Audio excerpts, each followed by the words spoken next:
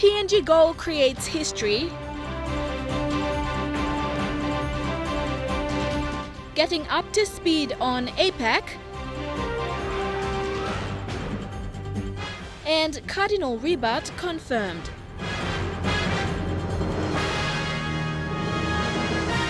This is National MTV News with Helen Sayer. Good evening and thank you for joining me for Monday's news. Papua New Guinea ended the Under-20 Women's World Cup campaign after losing to Korea DPR in the final group match last night by 7-1 at a packed National Football Stadium. While it was widely anticipated that PNG would lose that match, it was the goal by forward Nicolette Ageva in the 16th minute that brought the house down. We'll have more on the FIFA Under-20 Women's World Cup in our Trukai Sports segment. Peru President Pedro Pablo Kuczynski opened the 2016 APEC Economic Leaders Meeting in Lima, Peru on Sunday. He reaffirmed confidence in international trade as a mechanism for achieving positive economic and social change. Prime Minister Peter O'Neill said in an interview that Papua New Guinea is hoping to engage more meaningfully with the APEC community and discuss with particular economies outcomes of agreements from previous meetings. The leaders of APEC, Asia-Pacific Economic Cooperation, met in Lima, Peru, under the theme Quality Growth and Human Development. Peru's President Kuczynski, the meeting chair, emphasized the role cooperation between the 21 APEC member economies can play to bolster sluggish trade while opening up opportunities for small businesses and enhancing the productivity of the region's workforce. Prime Minister Peter O'Neill said it was important to engage on the agendas set by the APEC, such as sustainable development. For Papua New Guinea, I believe very strongly that issues like sustainable development is something that is very important to Papua New Guinea, where we have to continue to grow the economy, make sure that it is inclusive, and of course it is sustainable into a long term.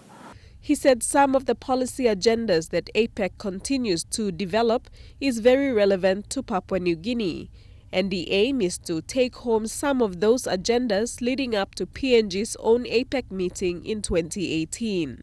In relation to challenges of the global economy, the Prime Minister said PNG as an emerging economy can learn from how these issues are being dealt with. How the international community engages in mitigating some of the challenges that we face in global economy. Given some of the recent events taking place in Europe and, of course, North America, whether those challenges will continue to hamper growth in the global economy moving forward. And we think that Papua New Guinea, as an emerging economy, will be very much dependent on some of these issues that have been now fairly well debated in the international community. In the 2016 Leaders' Declaration, the APEC leaders called for effective economic, financial and social inclusion of women, elderly, youth and rural communities, as well as disadvantaged or vulnerable groups such as indigenous peoples and persons with disabilities. The next APEC meeting will be held in Vietnam in 2017. Deli Waigeno, National MTV News. The public consistory on the creation of new cardinals by Pope Francis has confirmed Sir John Ribat as one of the new cardinals in the Catholic Church. Sir John from Volavolo village in Ribal district of East New Britain province is a missionary of the Sacred Heart. He was confirmed with 16 other new cardinals in Rome yesterday.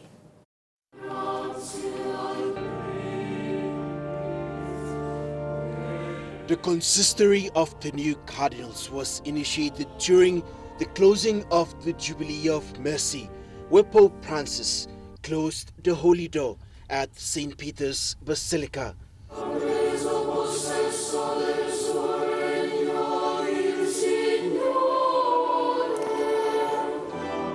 In his homily, Pope Francis called for the spirit of hope and mercy to continue, for people to forgive each other, and for the world leaders to make gestures of peace and reconciliation.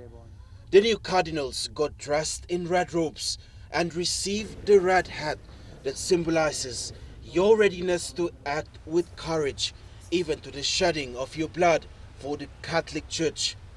The consistory of Papua New Guinea's first ever Cardinal, Sir John Ribat, and 16 others now means they are eligible to vote in the next secret conclave to elect the new Pope.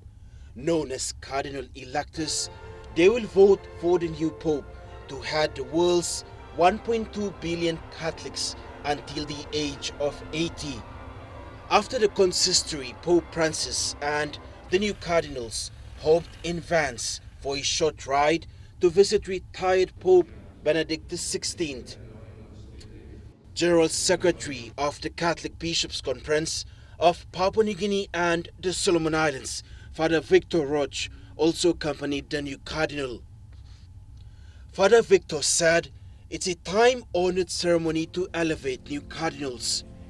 Cardinal Sir John Ribat, speaking with Vatican Radio, said one of the greatest messages was the request for the Pope to visit Papua New Guinea. Oh, well, for me, this is what I will tell him. Come and visit us. Yeah. Come, you have recognized us. You have done great for us. But this time, you come out and meet us and experience what it is for us there. So for me, this will be a great thing to tell him. And that's what many people are saying. When you go, this is not only Catholics. This is Christians. Yeah? Fabian Haklitz, National EMTV News. The trio from the Western Provincial Administration who were sentenced to 10 years imprisonment will be applying for bail on Wednesday. They are Western Governor Ati Wabiro, former Provincial Administrator Dr. Modoa Gumoy, and local businessman Norman May. Their lawyer, Goye Gileng, told the Chief Justice, Sir Salamo Injia, that the three will be using Section 11 of the Bail Act to apply for bail. Section 11 of the Bail Act allows for persons already convicted or sentenced to prison to apply for bail. Thus, the convicted trio will be using this section to make submissions on their bail application. The hearing went before Chief Justice Sir Salamo Injia at 2 p.m. today.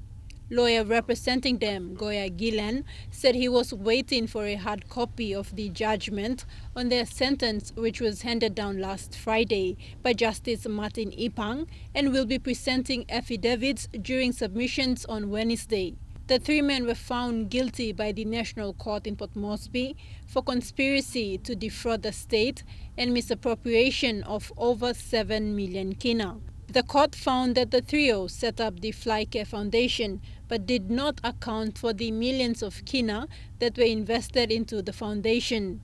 They were sentenced to 4 years imprisonment for the conspiracy charge and 10 years for the misappropriation charge. However, further court orders were issued for the three men to serve the sentence concurrently. This means they will only be serving 10 years at the Bomana prison outside Port Moresby. Tekla Gunga, National EMTV News. The government's new strategy of health administration in the country is not faring well in some provinces. Last week, the National Court in Waigani ruled that the Southern Highlands Health Authority is invalid and have ordered a renomination of its board members. This decision was a result of a judicial review of the appointment of the SHP Provincial Health Authority Board. The decision was handed down last Wednesday. Justice Colin McKyle decided that the Health Minister Michael Malabag, as first defendant, acted beyond his authority by accepting the list of nominated board members from the Southern Highlands Provincial Executive Council. Under the Provincial Health Authorities Act 2007, nominations of board members is supposed to have been facilitated by the Department of Health and the Southern Highlands Provincial Administration in consultation with organizations from specific sectors of the community. The court found that this process was not followed. Instead, APEC meeting was held in September 2014 and names were approved and submitted to Minister Malabag, who then submitted to the National Executive Council for approval. The board members were then appointed and gazetted earlier this year. The court also found that in doing so, Southern Highlands Governor William Powie acted in bad faith. Following this decision, the court ordered that the former Mendi General Hospital board members will be restored, while proper nomination process is followed to appoint new board members of the Southern Highlands Provincial Health Authority. 3 of them filed a judicial review that resulted in this decision. Sarah Aupong, National EMTV News. When we come back, improvement at Laloki Psychiatric Hospital, alarming diabetes statistics, and stories from Kokopo and Mount Hagen. That's still ahead on National EMTV News.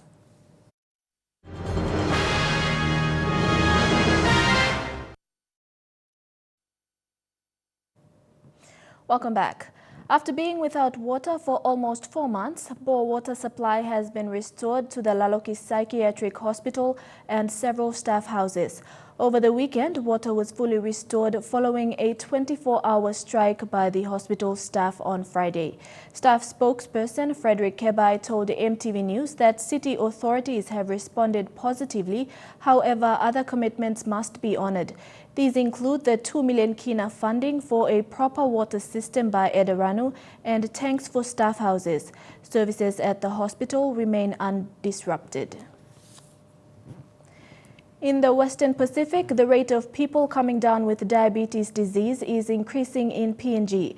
This is from the Diabetes Association of Papua New Guinea, Dr. Luti Amos, who says diabetes is a lifestyle disease and is also a disease that comes with modernization. She made these remarks at a diabetes screening at Hanuabada village today. The Diabetes Association of Papua New Guinea is continuing its efforts to raise awareness of diabetes with free screening in Hanuabada. The purpose of the screening is to detect those who are pre-diabetic. One of the villages in the city, and the lifestyle here is probably, different from other villages in the country. And so we thought we'd come and set up in Hanuabada to screen for diabetes. Dr. Amos said the screening at Hanuabada is a simple screening procedure which includes blood sugar tests, body mass index and consultation, and also blood pressure examinations. With the blood count, there are different readings that one could consider, but this one is random. We normally do, in fasting blood sugars, the range is up to 4 millimoles per liter. That's normal. If you're above 5, after you fasting, that's a little bit too high. But at random, blood sugar levels of at least less than 7 would be satisfactory. But if it's more than that, then you start worrying. But what we advise them to do is come back and we do a fasting blood sugar. The screening is an extension of the association's screening target to reach 5,000 by the end of the month. Dr. Amos says more awareness of the disease needs to be made so that people can check their health status. We've decided to bring the service closer to our people. We've made announcements, community announcements through our churches, and we want to encourage our people to come for checkups to see how they are, because a lot of people in the village have died out of diabetes, though it's a curable disease, but because of no attempts been made to go to the hospital. So, yeah, that's why the service is here. And Marilyn Diaukatam, National EMTV News.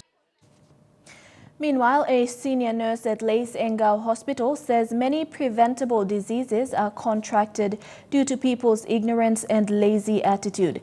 Sister Betty Mundua and nurses at the Infection Control Unit Engau Hospital made these remarks when presenting spittle cups and face towels to 8 wards in the hospital. The nurses told patients that diseases like TB are prevalent as people do not look after themselves and correctly dispose of their waste and rubbish in the right place. The Infection Control Unit has been at the forefront, educating and disseminating information to patients in the hospital, as personal hygiene and care is important in helping themselves avoid preventable diseases.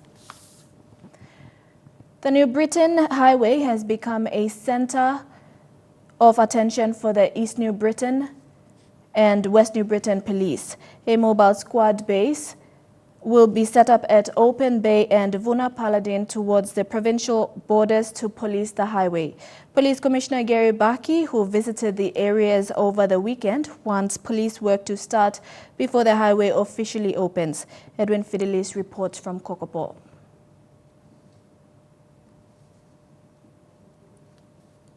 Apologies for that story. We don't have that story right now. We'll bring it to you later. While many people outside East New Britain know of Kokopo and Ribal as important growth centers of the province, Promeo, another district of the East New Britain, is perhaps the least understood. Ethnically diverse with more than 5 different languages, has remained unconnected to the provincial capital since the colonial administration left in 1975.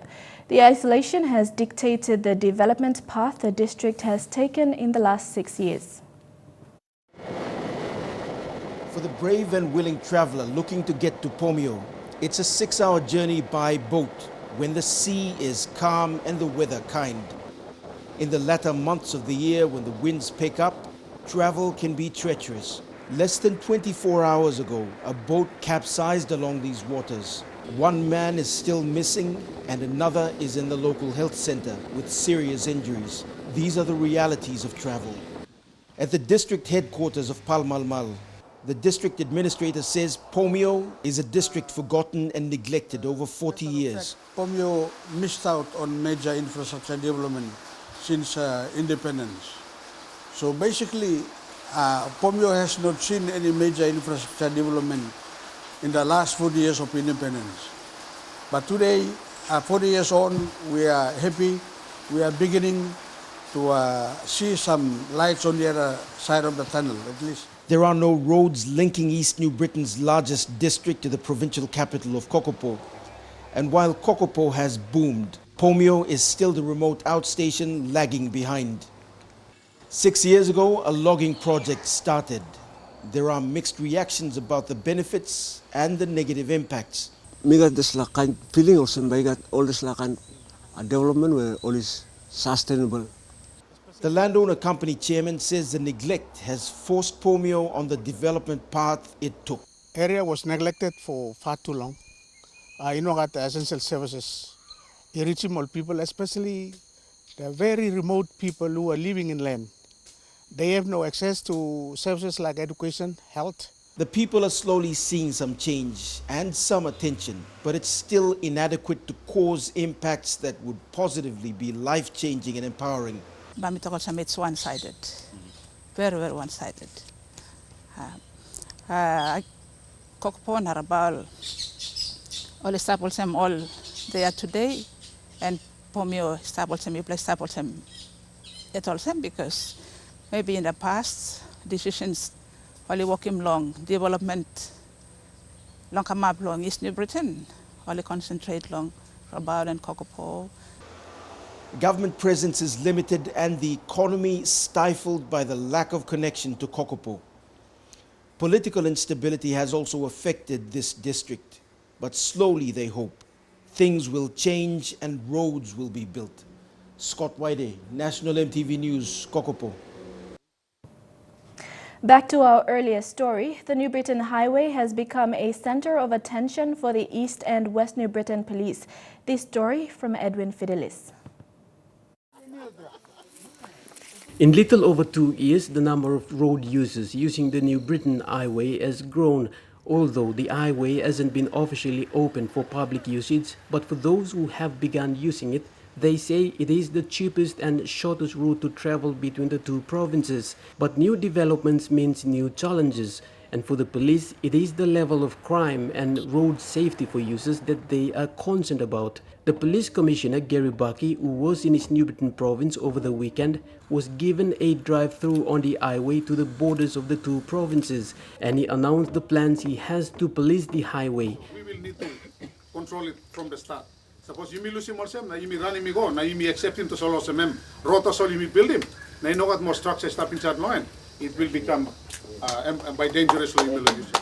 Lack of police surveillance may have an implication on the road users, which has prompted the police to have a say on how the infrastructure is to be built and monitored. First, the police commissioner announced the establishment of 2 new police highway patrol bays at Open Bay and Vunapalading towards the borders of the 2 provinces. Okay, 2 plus station email on Navo, na Vunapalading, but creating more some full-fledged highway patrol base so that responsibility belong to lo move along the highway. Na supporting station is tap namel lo policing, giving policing service inside lo. The establishment of the highway means good and bad news for the locals here. Gerald Lakisa, a local village councillor at Open Bay, tells me he is concerned about the social impacts that the infrastructure would bring to his people. Plenty only no like him, so plenty only like him. That's all. Even now, commissioner I talk, he bring him big plabagara upload this like kind something. That's all. It says the remote and peaceful community is now under threat from outside influences, and for the police, they want to make sure that even before the highway is officially opened, there must be an active police highway command base in place to monitor the safety of road users and to maintain law and order for the people who live along the highway. Edwin Fidelis, National EMTV News, Kokopo. A Lae-based Thailand-owned rice company is experimenting rice on a block of land opposite Malahang Industrial Center in Lae. Homestade's owner, Tony Wetwatana, says the purpose of the experiment is to feed the domestic markets that are predominantly rice consumers. Bethany Herman with this report. Today was a mini field day for a Thailand rice company that has been in operation in Papua New Guinea for more than 10 years. The owner of the rice company, Homestade, Tony Wetwatana, shared his sentiments about the country and the need for food items to be cheaper, especially rice. I up the price, what's going to happen? The people right now, no money. You see criminal a lot on the road. Because the people don't have money, you cannot complain to them. They're hungry, how you gonna do?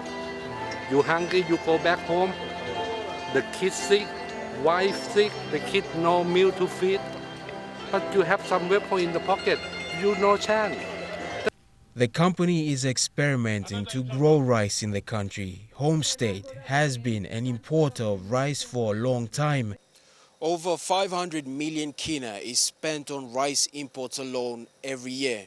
Now that's only an estimation. Now there's a general shift. Rice companies like Trukai are starting to grow their own crops, and they are involving farmers across the country. Today, Homestade showed its experiment field, and a couple of months ago, Goodman Fielders introduced a new rice product into the market.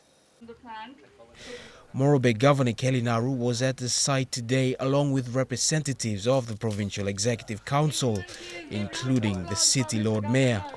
The governor says the provincial government is willing to support the industry.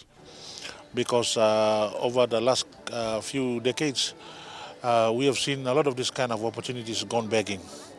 And this is indeed an opportune time where we can basically review and reassess our position to invest in areas like this in agriculture. Kumu Consolidated Holdings Director Moses Maladina was present today, and without giving too much information, the director says KCH is looking to invest into the rice industry. We would be keen in investing in the agricultural sector, including rice or other grains such as sorghum, for feed, for stock feed, so in those sectors. Kumu Consolidated Holdings is talking to Trukai, Homestade and Goodman Fielders for a possible partnership in the near future. Bethany Harriman, National EMTV News, Lae. And now looking at our finance news, the kina closed unchanged at $0.315 in the interbank markets. At Bank South Pacific, your kina was buying $0.3075 $0.4173 Australian dollars, $0.288 euro and 33.86 Japanese yen. Looking at commodity prices at New York close, gold and cocoa closed higher while coffee and copra closed the day lower. Crude oil closed higher, while palm oil and copper closed the day lower. And on the stock market, the Dow Jones closed at 35.89 points lower. The ASX is trading at 8.11 points lower, and the All Ordinaries is trading at 8.23 points lower. National EMTV News continues after the break. Stay with us.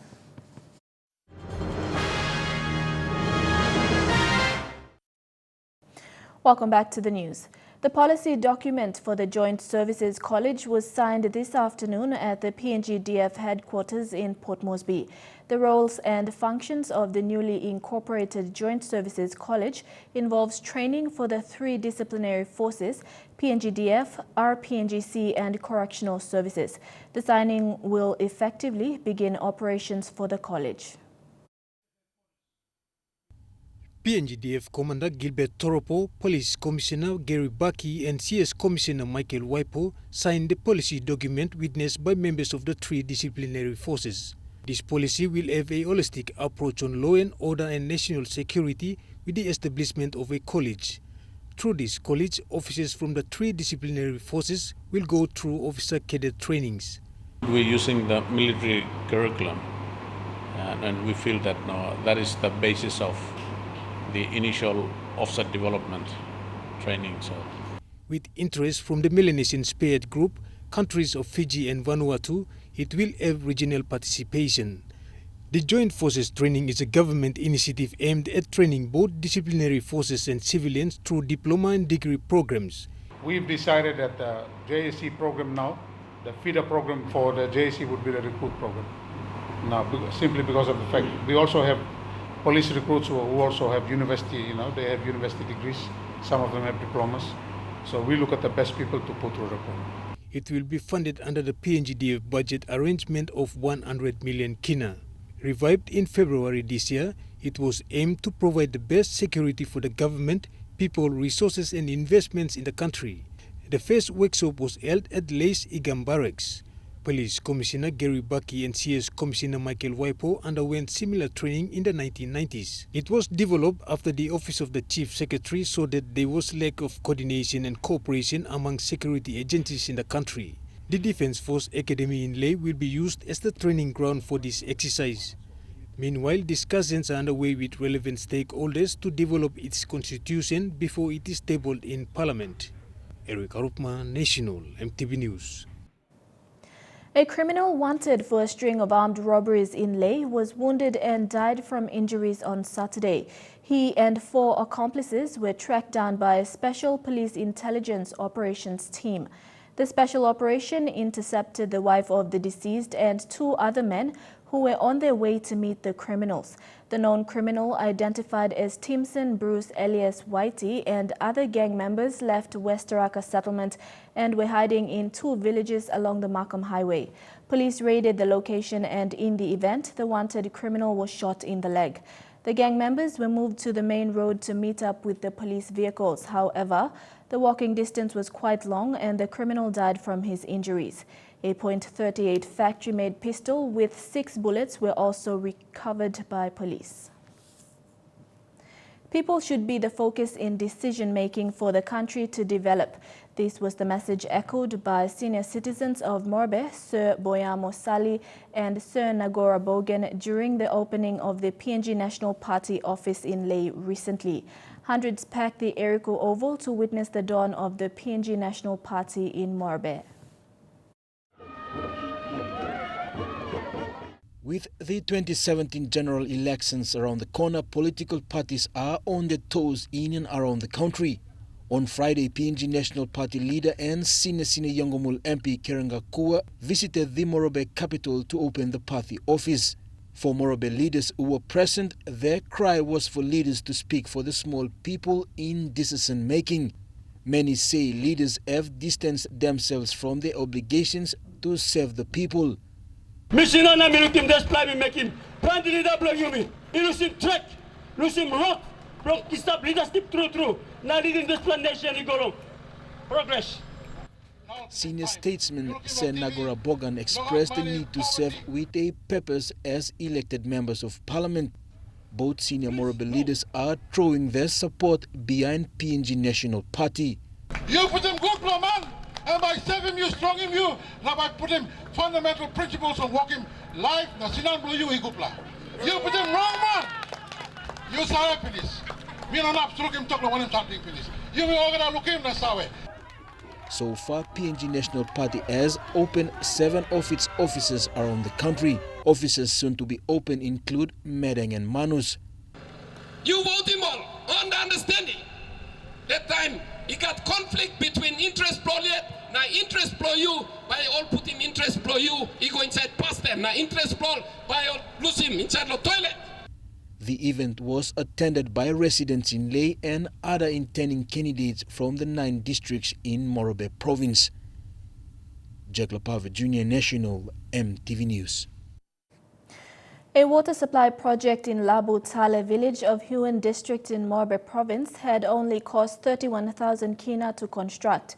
The community in Wampar local level government last week launched a project that took 2 weeks to connect. The project was funded by USAID and International Organization for Migration with the logistics support from Morobe Provincial Disaster Office.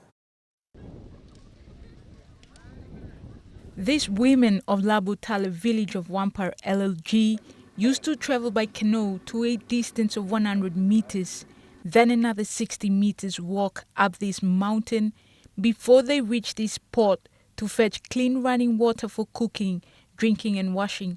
Girl students often skip classes in order to help their mother fetch water, where they risk themselves from crocodiles and other hazards. After 2 weeks of effective community effort, this peaceful village that lies northwest of Ley City will have access to clean and fresh water. Life mipla film long em hard do mipla lo wara now mipla ogeta hamama solsem wara em companies lo Labu Tale lo place blo mipla straight all pikinini can waswas ku kai eli go lo school. The water supply project was an initiative of the community brought to the attention of the International Organization for Migration and the Morobe Provincial Disaster Office. The project was funded by USAID to a cost of 31,000 kina and was implemented by IOM and the community within 2 weeks. Ben Hemingway, an officer from USAID Office of Foreign Disaster Assistance, says the intention of the program is to identify, prioritize, and address the risk to their communities. This program is a partnership between the government of the United States and the government of Papua New Guinea to address some of these most pressing resilience needs and to see what this community was able to do with very limited amounts of funding. This program here costs only about $10,000 and it now provides a safe and resilient water system for over 2,000 people. Wanesai Sitole, the director for IOM in PNG, says their main objective is to build community resilience by identifying areas that are affected by natural disasters. Here in Labu, these people, the water was very far away, so when there was floods, they would not access water in their village. But now, even if there is going to be a future disaster, they are able to access their water without any problem. Julie Badui Owa, National EMTV News, Ley.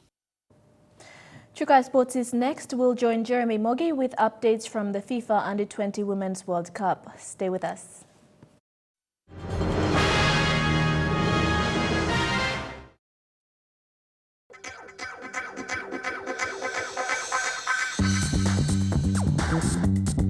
Chukai Sports.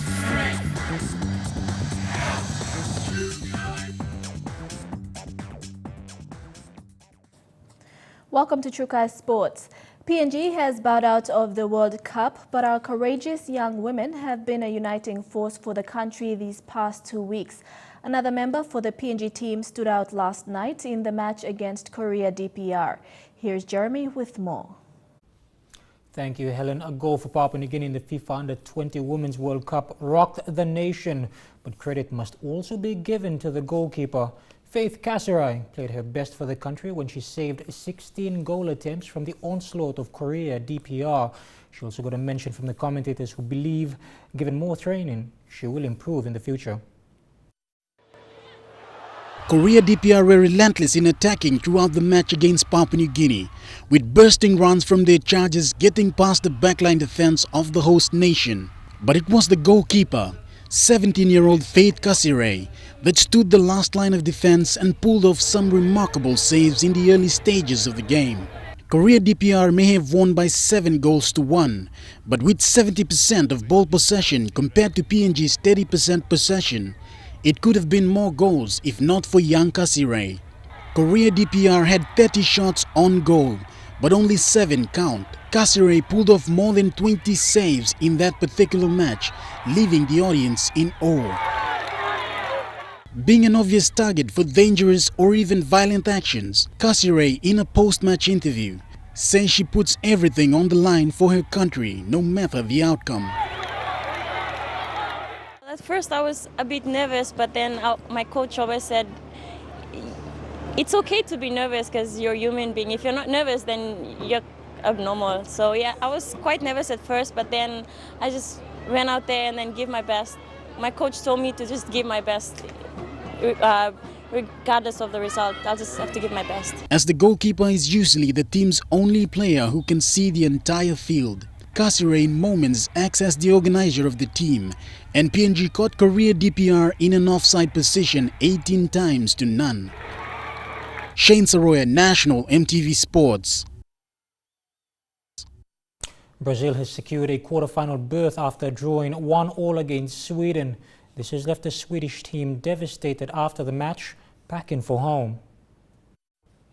Not only has the France team gotten a unique taste of Papua New Guinea, they have also shared their friendship and culture with everyone they meet. Dinero's Raiko caught up with some of them. The French greeting bonjour is now popular whenever Team France comes across any smiling face in the stadiums on a match day or any other gathering they attend. Bonjour.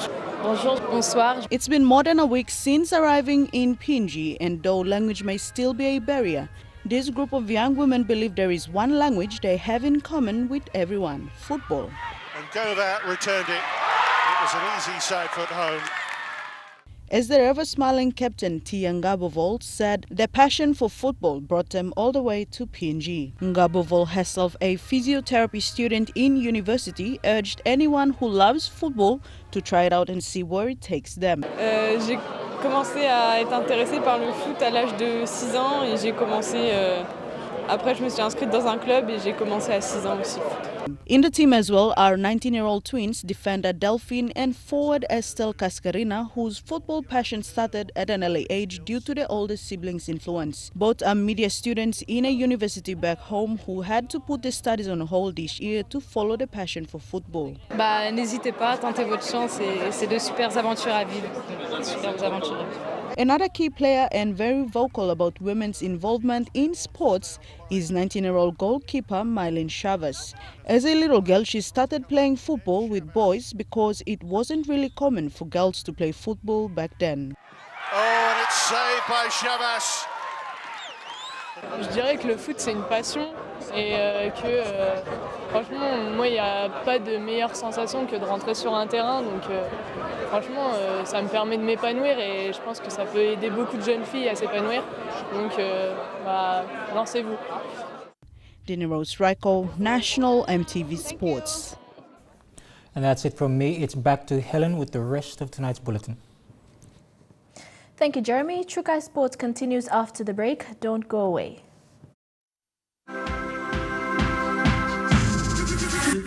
Trukai Sports. The weather details are proudly brought to you by Dulux Weather Shield. Worth doing with Dulux.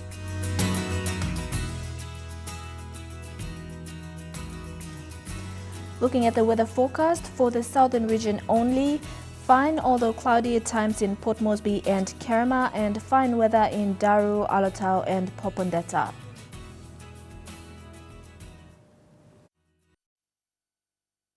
The weather details are proudly brought to you by Dulux Weather Shield. Worth doing with Dulux. And that's the news for Monday, the 21st of November 2016. From the entire EMTV News team, pleasant viewing. Good night.